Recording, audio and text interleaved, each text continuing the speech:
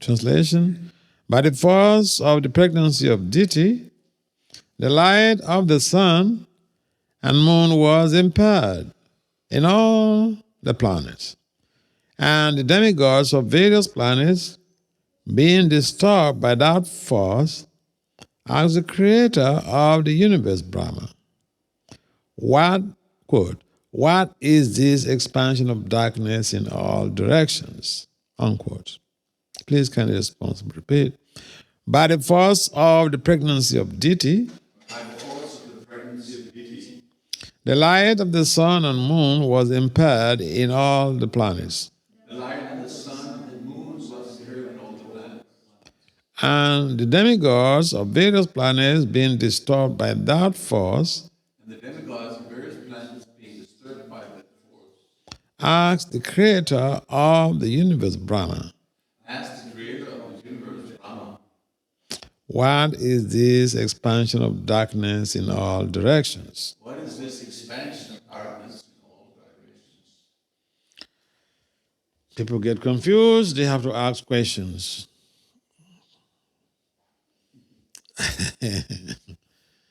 Even the demigods, they get confused.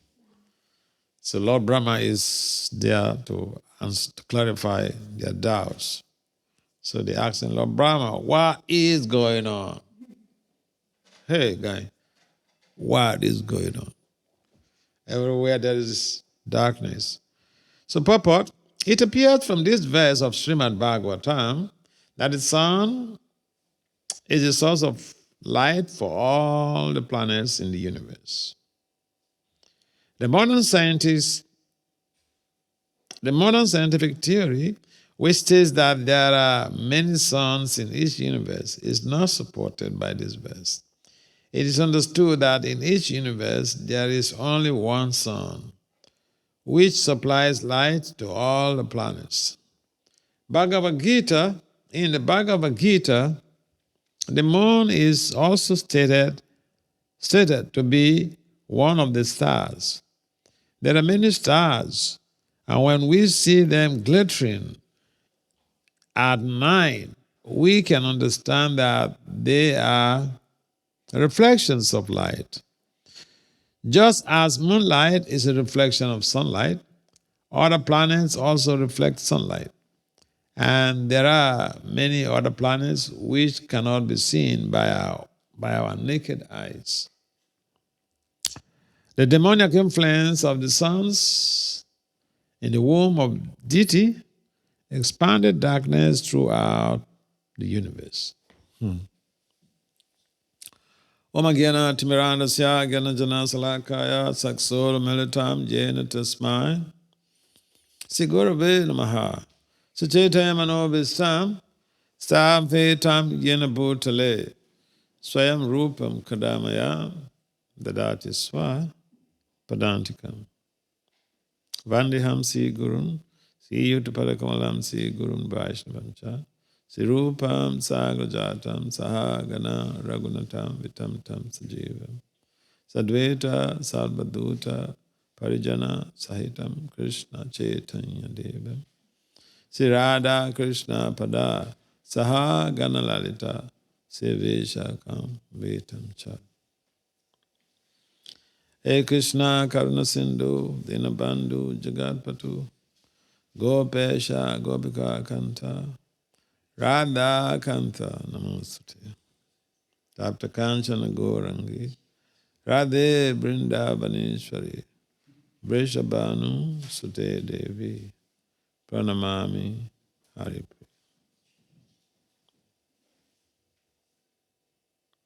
Panchakalpataribecha Kripasandhyayevacha Tanam Pavanam Vaishnavibhyo Namo Vishnu Padaya Krishna Pristaya Bhutale Bhakti Vedanta Swami Itinami Namaste Saraswati Deve Gauravani Pacharine Namaste Jaya Sri Krishna Chaitanya Prabhu Nityananda Sri Advaita Gadadhara Sivasadi Sri Gaura Bhaktivinoda Hare Krishna Krishna Hare Hare Hare Rama Rama Rama Hare Hare. So we're still dealing with Pregnancy of deity in the evening. Pregnancy of deity in the evening as a result of illicit sex. This is it's raw, but this is the reality. Oh yeah. This is a bitter truth. I remember somebody, one of my mentees one time, she told me, Gurudev, you are raw.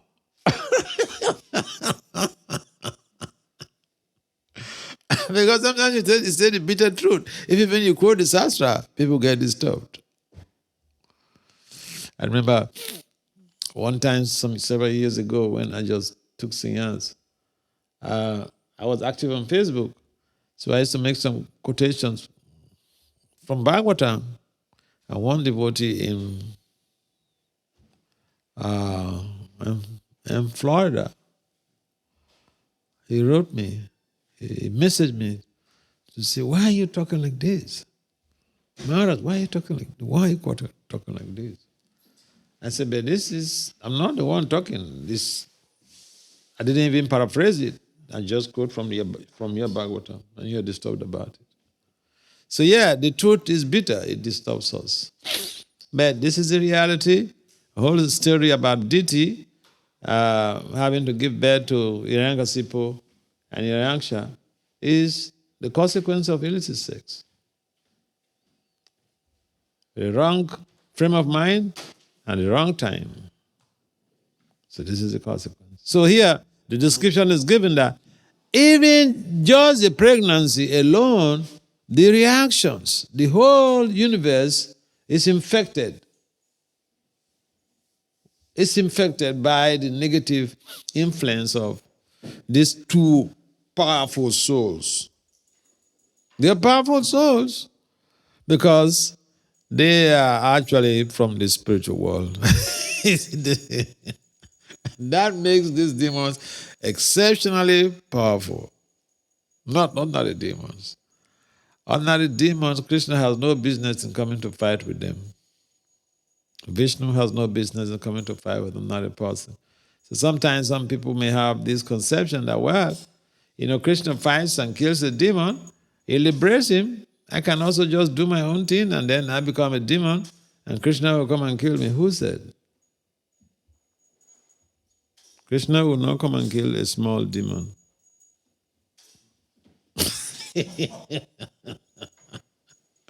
These are special demons that he comes to kill. It's called Lila. He's set up. Krishna is the best of theater artists. People spend so many years to go and get a PhD in theater arts just to come and, commission a play, commission write a lyrics or something in theater arts. But Krishna is the best of theater artists.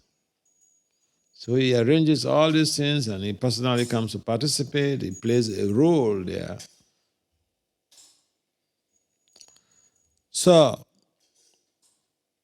here in this very case, these so-called demons, the souls invoked in the womb of a deity by the semen of Kashyapa Muni, through the semen of Kashyapa Muni, they are not ordinary souls.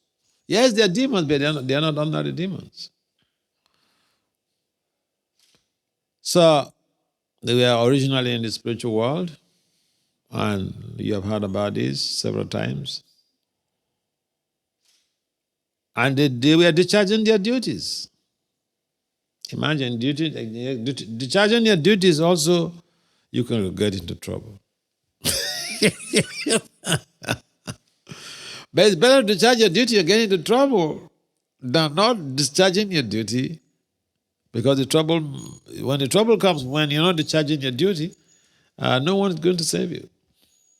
Because the typical case of Jaya and Jai is that, yes, they were caused to become demons, but Lord Vishnu intervened. He came to, solicit on their behalf. And so, what does it mean to us? If even we are doing our duties, we can get into trouble. This is the bitter truth. We are doing it. Some devotees were already killed in Ukraine. Of course, they didn't leave, they were distributing food. They were doing their devotional duties. They got killed. I know of also some other cases in Africa. About 5 or 6 devotees were killed in Liberia, including a white lady. Her father was a medical doctor, and she was a disciple of Prabhupada. She was working with Bhakti Swami in West Africa. And they were in one country preaching, there was war, they didn't leave. I mean, it's like Ukraine. These devotees. I was speaking to the former president's wife yesterday. That is the best decision she made, to leave the country. Because we have seen in the past, all in the name of doing service. The world is so big. There are some places that there's no trouble. You can go, you can relocate there and do the service to save the same souls. But somebody may choose to do their service in a dangerous zone. Yes, devotional service. We are also hearing this morning from the nectar of devotion. We have to take all type of risks in discharging devotional service. But we also have to be careful.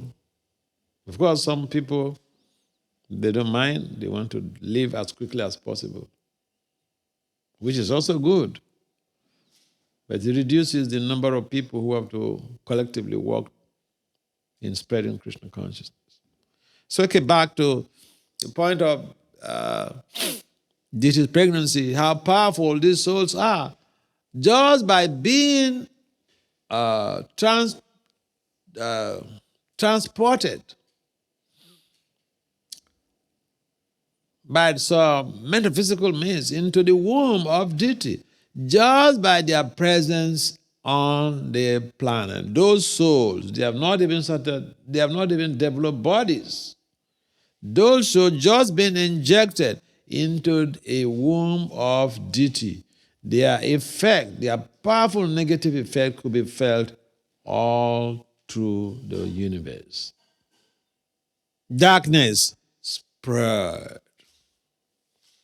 I mean, it's like you have a solar eclipse. I saw some prediction. Somebody was saying, on such and such a date, there will be 6 minutes darkness on the whole planet. And sometimes they just want to make noise about their predictions. I mean, it's like the people who do the weather predictions. Sometimes it comes true, or sometimes it doesn't, because Krishna is the overall controller. But here we're finding how these powerful souls, I was talking about the origin, they were originally in the spiritual world, in Vaikunthas, as gatekeepers in Vaikuntha. So these Kumaras, they were traveling, they were just little kids. But they're not little kids. Their bodies look like little kids. So they came to the Vaikuntha gates. They wanted to go and have a darshan of Lord Narayan. I mean, it's like, imagine, someone comes here, and there's a security guard. Someone comes here, and he wants to go and have darshan of the deities, and he's stopped from coming in. He left the office. He left office to come to the temple to have darshan of the Lord. And one devotee told him, no, you cannot enter the temple. That was the exact case of these Kumaras. The devotees of Vishnu said, no, you cannot enter. So they got infuriated. But again, you see the difference between a pure devotee of the Lord and any other sage. Any other sages, they easily get infuriated. They easily get infuriated. Devotees don't curse people. But other advanced souls, they easily curse people. They get angry. When you infuriate them, they get angry, and then they curse. They curse you. So the same thing with the Kumaras when they came to Vaikuntha.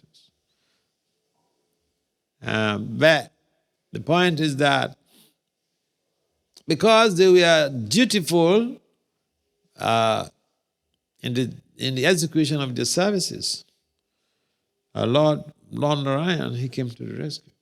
He came to intervene. But you see, curses are like that. When someone is cursed, they have to suffer some consequences. Maybe the time could be reduced, the suffering could be reduced, but some sage says something, it will happen. And in most cases, even Krishna does not just stop it. He will allow it to happen because this is his own powers. He gave all of these powers belong to Krishna. And so when these Kumaras were cursed the Jaya and Vijaya were cursed by the Kumaras, they accepted. But because of the intervention, there was this option of having to take birth as demons. They come back quickly, or take birth as devotee, and they stay longer on the planet to help to do some service. And they said no. They don't want. They want to be demons and then live as quickly as possible. This is intelligence. Yeah? People who are intelligent, they don't want to hang out on this planet for a long time. People who are not very intelligent, they don't care. And for them, suffering is normal. It's normal life. Suffering is normal life. But it wasn't the case with Jaya and Vijay. They thought, what? No.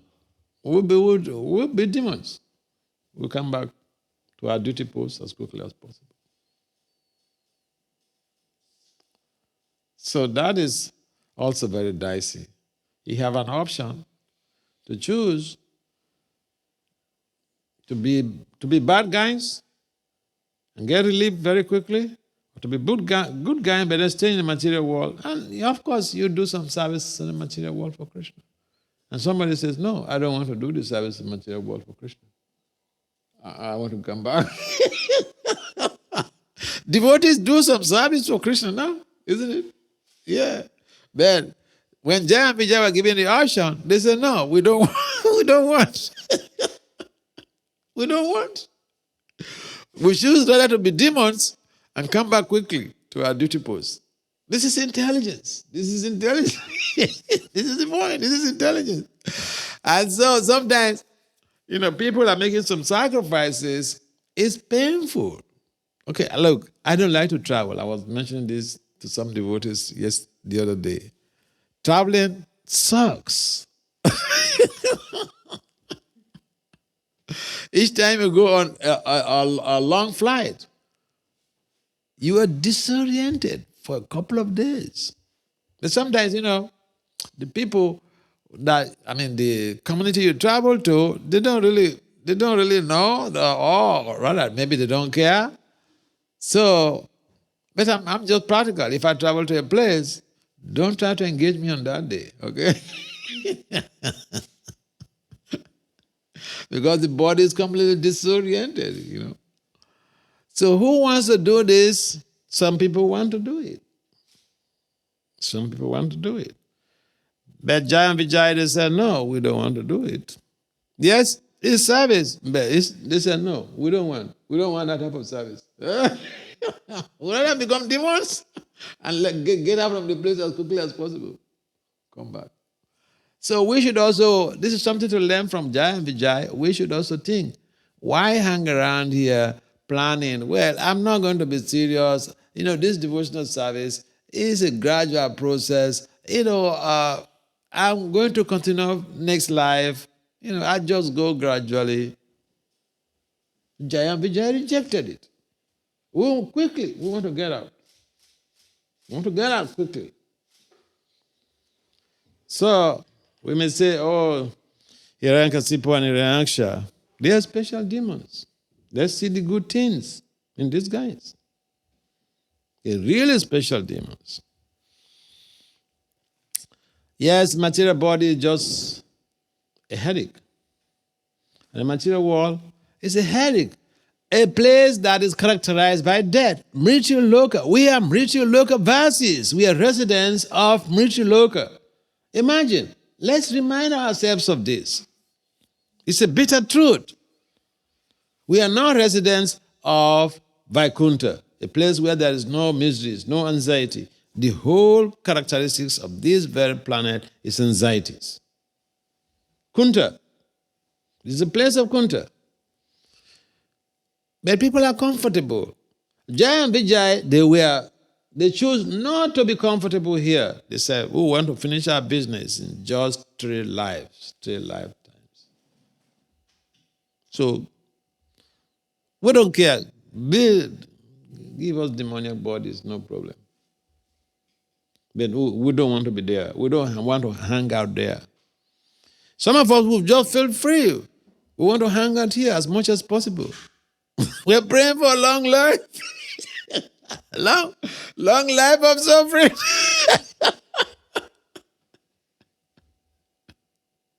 Oh, yeah. So, we should learn something from Jaya and Vijay. These demons, just by their presence in the womb of deity, their negative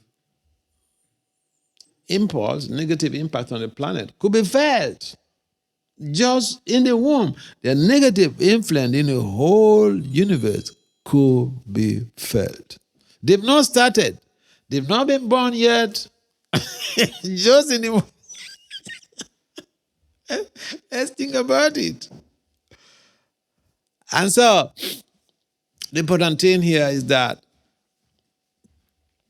deity wasn't happy. She was going to be the source of disturbances.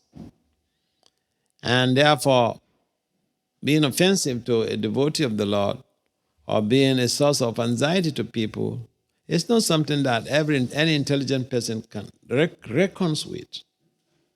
So the justification of deity not being happy about being the source of these very two negatively charged entities is understandable.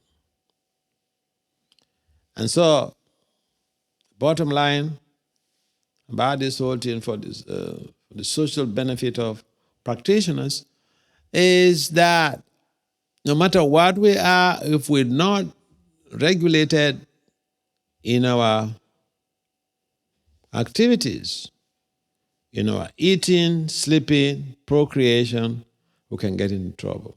We can become a source of disturbance for the whole world, a source of disturbance for the community. The pride of a family man or family woman is their children. So if the children are productive, they are devotees, and they excel in their careers, they can become a source of joy to the family. But if it is the opposite case, then they bring miseries. The family, the parents, they become miserable. I know the case of one lady, I don't want to mention the city, but that was in America, and this lady, she was second initiate. She preaches to many female devotees, new ones and old ones in the community. Her husband is not practicing, or wasn't practicing. She has 3 kids. At the time I went to the community, those 3 kids, they were in college. At least 2 of them were in college. The eldest one was a girl, or is a girl. And she was a big-time preacher in that whole community. But you know what the elder one did? She brought a boyfriend to live with her in her parents' house.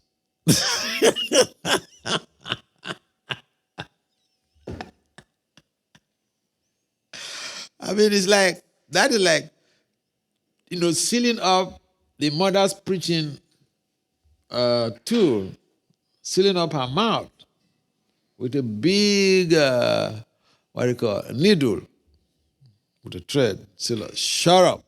What are you preaching about? Don't talk. Just shut up. You can't be a big preacher and then your child is openly violating devotional integrity. What are you going to tell anybody? You go and talk to somebody, they say, If even they don't speak it out. Yeah, it's go on the tower. If you don't speak it out, covertly, they'll be thinking, oh, she's just a big preacher. And she wants to change the whole world, but she cannot change her daughter. So, she stopped preaching. So this is the problem of procreation. There is recreational sex and procreational sex. Recreational sex is the cause of these problems. Cause of cause of Hiranyakasipu and Hiranyakshas. And there are so many Hiranyakasipus and Hiranyakshas on the planet. Small Hiranyakasipus and Hiranyakshas. People who have phenomenological mindset, the mindset, the modus operandi, and modus vivendi is to enjoy. That's all. And then it becomes like intergenerational administration of social justice. Enjoy. But this is the result. Enjoying at the wrong time, the wrong mindset, sex in the evening. If even after hearing Pashyana Pina Pashyati, even after the sage told deity, this time is not good, it's not a good time. I want a baby. I want a baby. I want a baby. Women hardly tell their husband, hey, I need sex. They say something very nice, nicely quoted. I want a baby. Isn't it? Yeah. Okay. So this whole thesis about pregnancy of deity in the evening is very instructive. Because sometimes people, see, the problem is that how many people out there know about this? Because in the evening is when all of this illicit sex goes on. Yeah, you go to the clubs and all those things. It's in the evening when people finish working. In the evening, then they go into the clubs to have all these illicit affairs and all this type of stuff. In the evening, some of the cities, you see the girls strolling. They dress very nicely. They're strolling. They're looking for a catch. And the boys also, they're driving their cars. They're looking for a catch. Two people looking for catches, and then, they meet. Then someone is thinking, I made a catch. The other one is also thinking, I made a catch. Who made the catch? We don't know.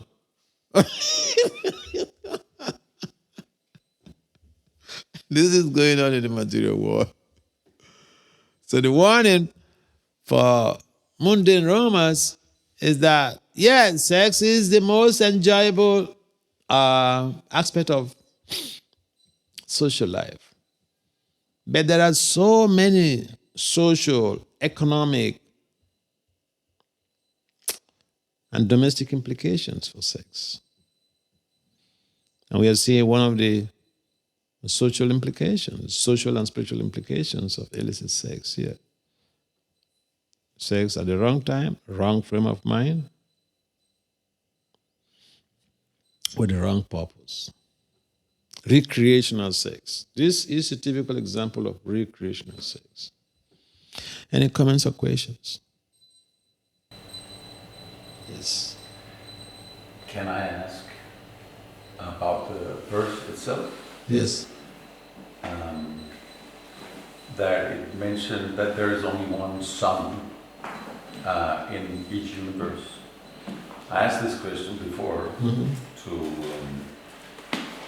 another Swami, but the covering of the universe is subtle. There's 8 different elements and they cover the universe, but they're subtle. But I mean, it's just for my curiosity.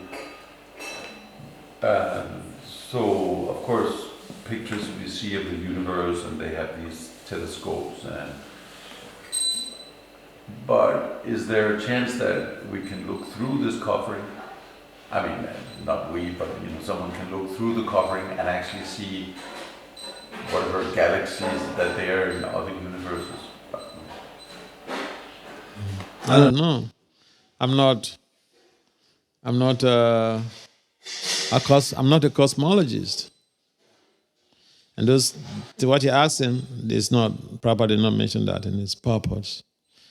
And I don't like speculating on the subject matter that I'm not conversant with. I have limitations. I know what Prabhupada, what the acharyas have given, what I've seen and what I've heard, what I've read.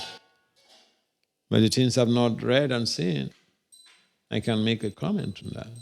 This also in the scientific world, what you're asking is beyond my jurisdiction. Even you ask any cosmological scientist about this, they cannot give you any definite answer. Yeah. Sariputta gives a very interesting lecture on this very verse. You can go and listen to it if you want. This verse? On this verse, yeah. Where he speaks about exactly that? Yeah, he talks about these questions. But then again, to have a definite answer like that, that's very difficult. But he discusses and definitely shows that there is some very advanced knowledge in the Bhagavatam. It's not just some old mythology and like that. It's anyway, you can go to the Sri Bhagavatam lecture if you know that website, and anyway, I can show you afterwards. Sariputta has a lecture on this very verse on this. Yeah, I've read. I was a great fan of Sariputta, and I read, in fact, his books, especially this mechanistic and non-mechanistic science, and his commentaries on lectures on the Bhagavatam.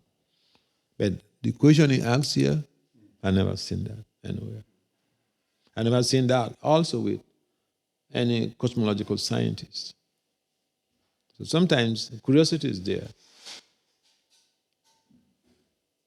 But I'm just definite about particular question he asked here. And I'm saying I've not seen that. Yes. I have a few questions. First is about, like you told, that Jai Vijay stopped Kumaras because they felt they were not properly dressed. They are not a judge. That was their service. They were standing on the gate. Oh yeah. Similarly, sometime happened in the temple. So to whom we should stop and whom we should not stop? I don't know. You have to ask your temple management. Yeah, what is your standard here about what type of dress? Let me give you an example. One time I was in Mayapur, so I went to the Panchatattva Hall temple to have darshan, and I saw some Bengali guy. He was on gamcha.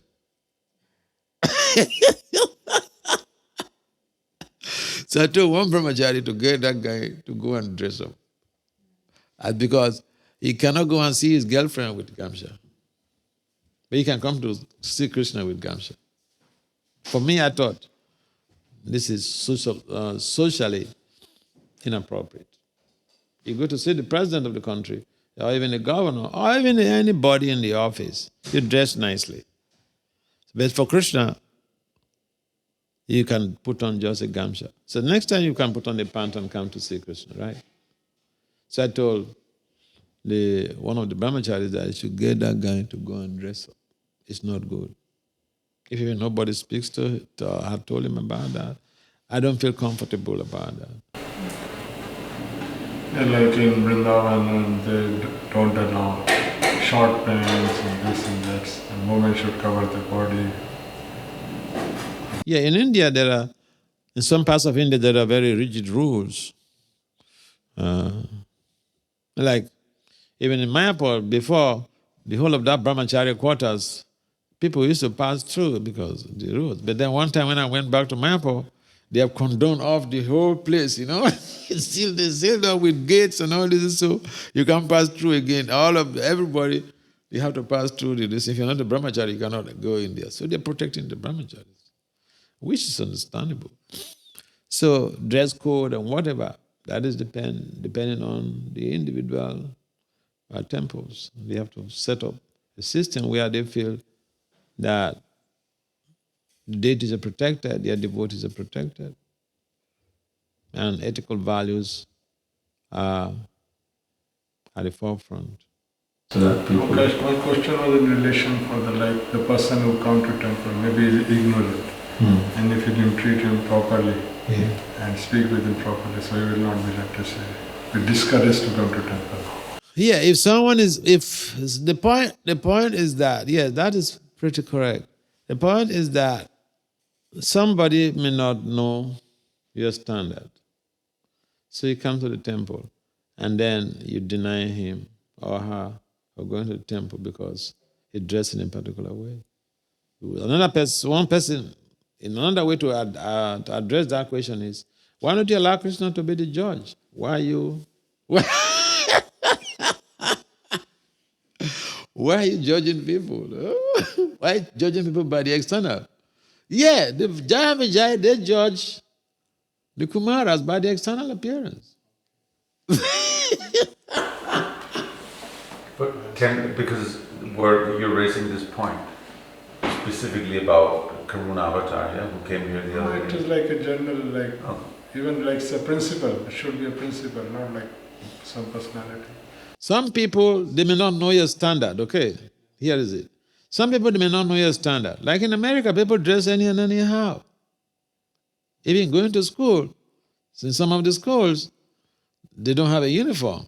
Even in primary school, they don't have a uniform, so you can put on any cloth. So it depends on the standards set by that community or that institution. For Krishna, if even you're naked, you pray to him, he will hear you. But, so institutions play a vital role in the propagation of particular philosophies and all this stuff. So the management have to figure out. And then people in general, I hardly judge people because I'm conversant with different cultures and different modus operandi and modus vivendi of people. So it's not because someone does not dress properly and I will, treat them with contempt. You don't know. You don't know who is who. You don't know who is who. At the same time, you have to set a standard so that people become encouraged to act properly and based on the standards you set. Yeah. You want to ask something else? Okay, I can ask another question. No question. Nothing. Yes, This is in relation to this. Jai Vijay didn't want to stay more. in material. Still material world. But we also hear prayers from, let us say, our acharyas. They say we want to stay here for the service, whatever life after life. So how to, let us say, this? Yeah, we cannot imitate in the acharyas. Okay, look, Mother Kunkwenti pray for problems. If you come and pray to the lodge, to their lodges for problems, they will give it to you. I bet you. Try it. Whether that will strengthen your faith or destroy your faith, that is another different story. I'll give you an example. So in Delhi, there's one of these boys, he used to be my friend when he was in college. She told me a story. He used to lead a group of students for pilgrimages, like going to Puri, Mayapur, and all this in the ISKCON in Delhi, one of the universities there. So he told me a story one time. One time, he was not enthused to go for the yatra, to lead these students to Puri. But he didn't know what to say. So he went to the deities, Sri Radha Padasati, and prayed that, Your Lordships, this is my situation. I don't want to go. Do something about it.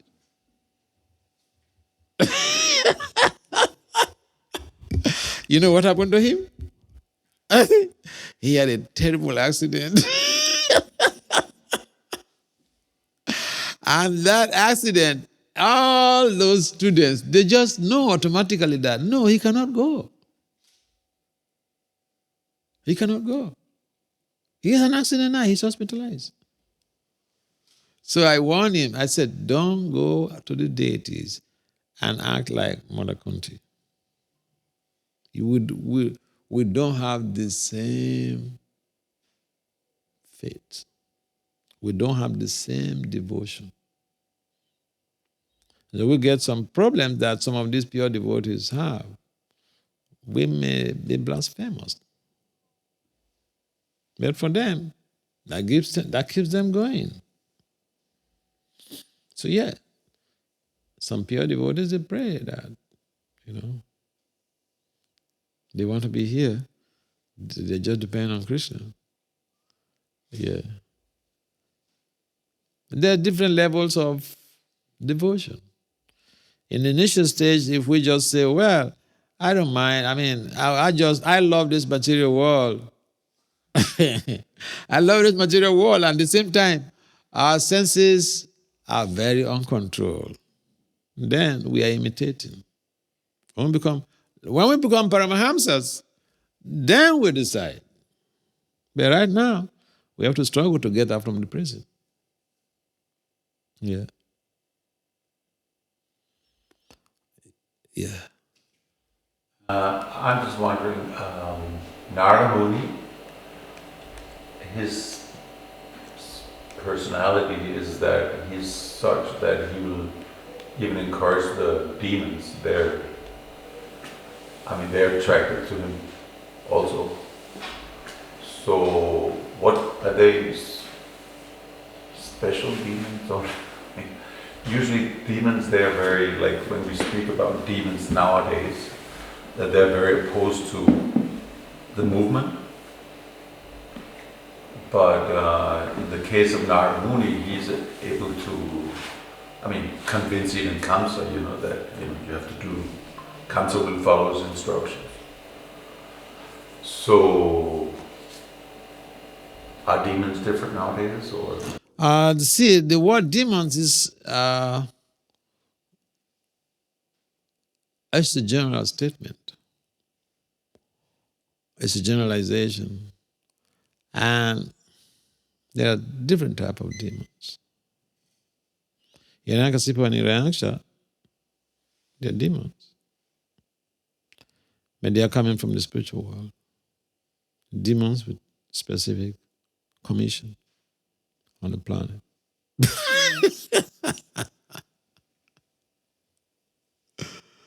So, yeah, Nada could deal with any situation because he's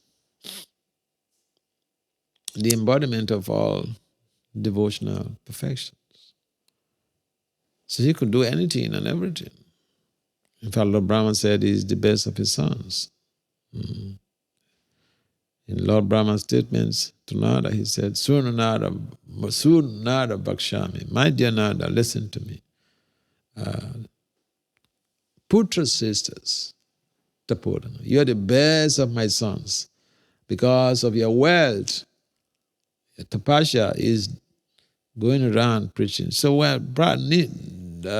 Nada Muni is not by himself. Even what Krishna, who don't really care about so to say. Not that money cares. And he tells Krishna, no, something has to be done about this. Yeah. And so even the demons, so-called demons, yeah. A pure devotee does not see demons and non-demons. He sees everybody as a devotee. Why? He's always seeing the super soul in the heart. Even the dog, he doesn't see the body of the dog. So the perception is different. Now the perception is completely different. So even the demons can be attracted to him. We see the demons, they are our enemies. Get up from here. You're the demon. But not that. His aura, the energy he generates is loving energy. And so even the so-called demons, I mean, look at Lord Chaitanya Prabhu. Who will dare go to dance with predators, animals, lions?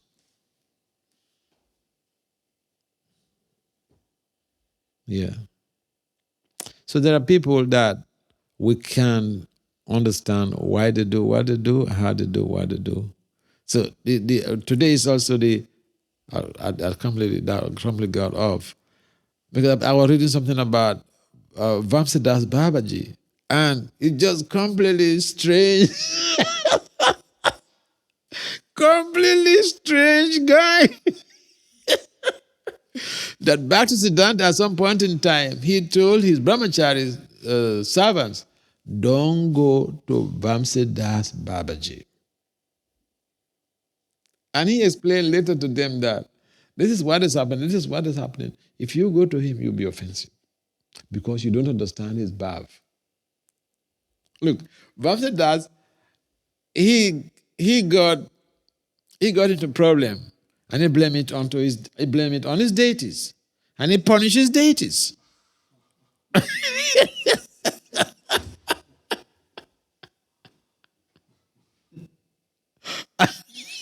And so Bhakti said, don't, because the brahmacharis, brahmacharis, he's ordered them to go and serve Vamsidas, that Babaji. But when that incident happened, so he stopped them from going.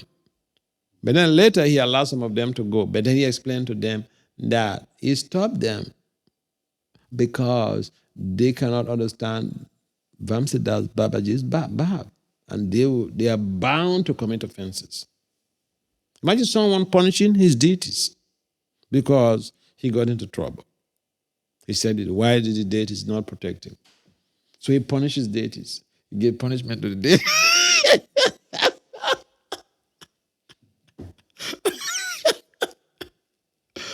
So these are people who are completely on the other side of a spiritual spectrum. Yeah, so the way their perception is completely different. Now that perception is completely different. So it is only people who are high up there who can have an understanding of why they do what they do, how they do what they do. So yeah, we can pretend to be not discriminatory. We want to do all of this preaching in the material world. We have to discriminate between who is favorable and who is not favorable. But for the Parahamsas, they don't care. They're beyond that. And so they don't see someone as a demon. They see everybody as a devotee. And the love they radiate resonates with everyone they meet. And so they don't get attacked. Rather, they reciprocate with love. Srila Prabhupada ki jai. Srimad Bhagavatam ki jai.